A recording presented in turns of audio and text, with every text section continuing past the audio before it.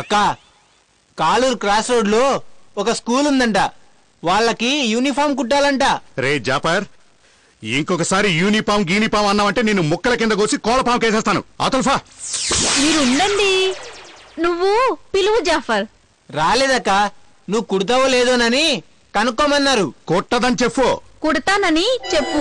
ఫద్మా, నా కోపం తెప్పించుకో. వద్దన్నాను, వద్దు అంతే. వద్దులే అక్క, సార్ వద్దంటున్నారుగా. సరే వద్దని చెప్పు. అలాగే అక్క.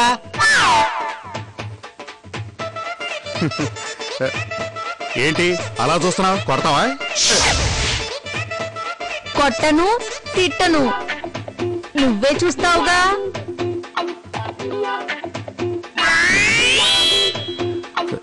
కొట్టదు, తిట్టదు, మరి ఏం చేస్తుంది? చాలం చేస్తుందా? నా సంగతి తెలీదు. నేనెవరిని లెక్క చేయను.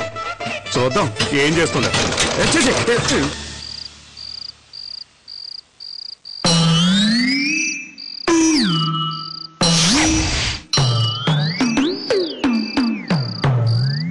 చచ్చాడు.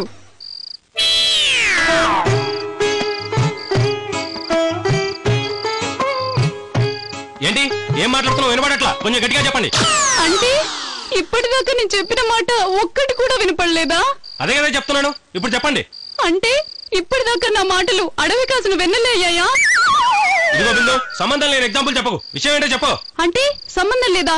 ఎందుకు లేదు? For suppose. సరే మరి నేను వెళ్తా. జానీ, ఒక్క నిమిషం. నా బాధను అర్థం చేసుకున్న వాళ్ళు 121 కోట్ల మందిలో నువ్వు ఒక్కడివే అనుకున్నా. ఈ 121 కోట్లు ఏంటి? అదే మన దేశ జనాభా. రీసెంట్ గా పాపులేషన్ మన దేశంలో ఎంతంటే, ఓకే నన్ను తను బాగా మెంటల్ టార్చర్ చేస్తున్నాడు జానీ. ఇక వదిలేద్దాం అనుకుంటున్నా. నువ్వేమంటావు? ఇందులో నా పర్మిషన్ దేనికి? అదేదో నన్ను అడిగి లవ్ చేసినట్టు. అఫ్ కోర్స్ నీ పర్మిషన్ తీసుకోలేదనుకో, కానీ నువ్వు కుండ బద్దలు కొట్టినట్టు మాట్లాడతావు కదా, ఏదైనా సలహా చెప్తావని. సలహాలు చెప్పేంత తీరిక నాకు లేదు. ఇష్టం వచ్చినట్టు చేసుకుని నేను వెళ్తా. అరే ఏంటండి, ఇక్కడ 20 ఏళ్ల అందమైన అమ్మాయి మాట్లాడుతుంటే అలా చిరాకు పడతారేంటి? నీకు 60 అయినా ఇలాగే మాట్లాడతా. నీకు 70 వచ్చినా ఇలాగే ఉంటావా? మన సీఎం పేరేంటి? కిరణ్, నల్లారి కిరణ్. మన ప్రధాని ఎవరు? మీ పెదనాన్న పేరేంటి? సుబ్రహ్మణ్యం. మీ బాబాయ్ పేరేంటి? శంకర్ కృష్ణ. వా, ఏంటండి నేర్పించడం? అడ్డమైన పేర్లు నేర్పిస్తే పిల్లాడు ఏమైపోతాడు? అదేంటే, మా అన్న పేరు మా తమ్ముడి పేరు చెప్తే పిల్లాడికి ఏమవుతుంది? ఏమీ కాదు, వాళ్ళ దరిద్ర బుద్ధులనే వస్తాయి. అవతలికెళ్ళండి. నాన్నా, మీ చిన్నమావయ్య పేరు అంజిబాబు అని. చిట్టీల వ్యాపారం అని చెప్పి ఎదవా 10 లక్షలతో నాగపూర్ జంపు. నాన్న ఇదే సీను. ఆ ముద నష్టపోడు మా అమ్మ వాళ్ళు రాకముందు రాసినట్టయితే నీకు ఇత్తడైపోయేదిరా. రూపా కూలే కడుపులో భయపడతాడే. కూర్చోవే. మరోసారి నా పుట్టింటి వాళ్ళని పల్లెత్తి మాట అన్నావో కోలు బూడిదైపోతావు.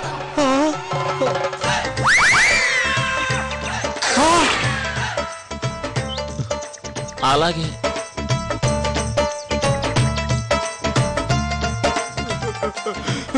ఏమిటి బాబు ఇది? ఎవరు మామా అంత గట్టిగా సావు?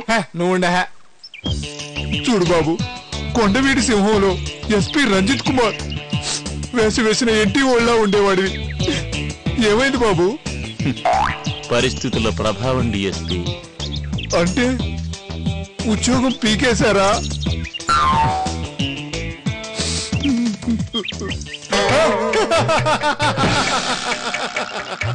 నేను అనుకుంటూనే ఉన్నానయ్యా, నువ్వేసే అవేశాలను.